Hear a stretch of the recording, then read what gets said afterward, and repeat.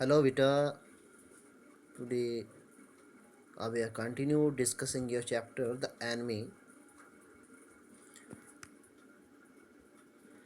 It won't bother me much, the young man said. His young face was gaunt under the stubby, blunt beard. Gaunt means gloomy or weak. Gloomy and weak. Stubbly means unshaven.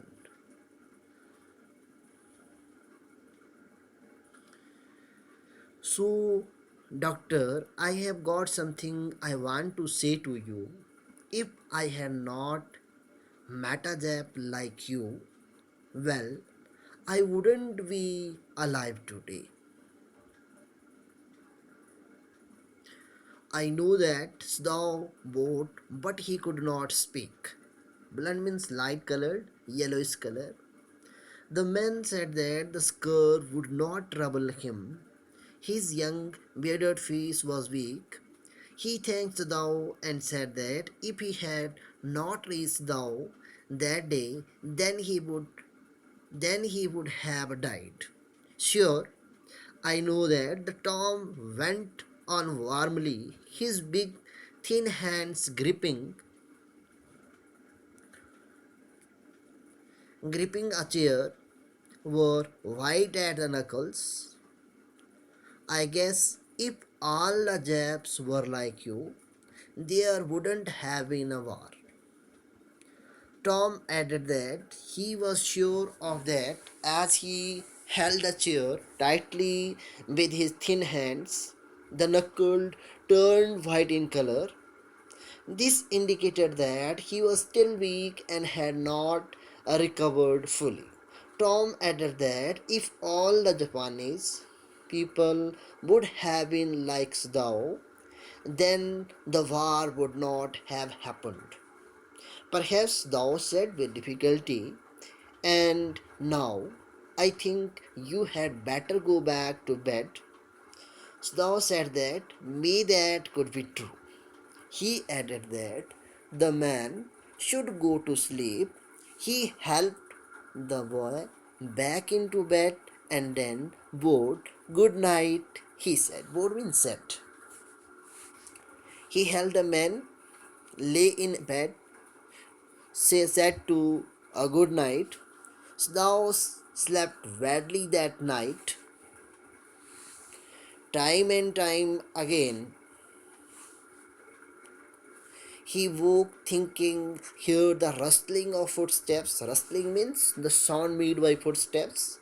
The sound of twig means branch of tree, broken or stone displaced in the garden, as a noise such a man might make who carried a burden. Burden means here it refers to dead body. So thou was restless all through the night as he felt that the hired killers were there to kill the man.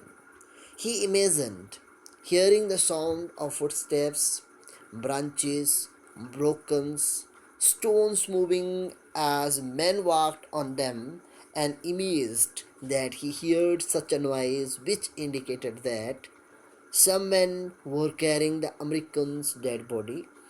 All this anxiety kept him awake. The next morning, he made the excuse to go first into the guest room. If the American were gone, he then could simply tell Hannah that, so the general had directed. But when he opened the door, he saw at once that there on the pillow was the saggy blonde head. He could hear the peaceful breathing asleep, and he closed the door again quietly. Saggy means here. In the morning, Sadao made an excuse to go into the American's man's room. First, he had planned that if the man was gone, then he would tell Hannah that the general had ordered for him to be removed from there. When he opened the door, he saw the man who had lots of yellowish colored hair was asleep. He could hear the sound of his breathing. Sadao closed the door of the room. He is asleep. He told Hannah he is almost well to sleep like that. So thou said to Hannah that the man was asleep. He added that now he was well and did not need to sleep like that. What shall we do with him? Hannah whispered her old complaint. Refrain means complaint. So thou shook his head. I must decide in a day or two, he promised. Hannah again asked thou that what should they do with the man? So thou shook his head and promised her that he would decide it in 1 or 2 days. By certainly he thought the second night must be the night. There arose a wind that night, and he listened to the sounds of bending boughs. Boughs mean branches of the trees, and whistling partition. Partition means structure, dividing a room into a part. So thou thought that perhaps the killers would come the next night. The next night was windy, and he heard the sound made by the branches as they bent due to the wind, and the partition made whistling sound as the wind passed through them. Hannah woke too. Ought we not to go and close the sick man's partition? She asked. Hannah woke and asked that should they close the partition door of the man's room? No, thou said, he is able now to do it for himself. Thou refused and said that the man was capable to do that himself. But the next morning the American was still there. The next morning the American man was still there in the room. Then the third night, of course, must be the night. The wind changed to quiet rain, and the garden was full of sound of dripping eaves.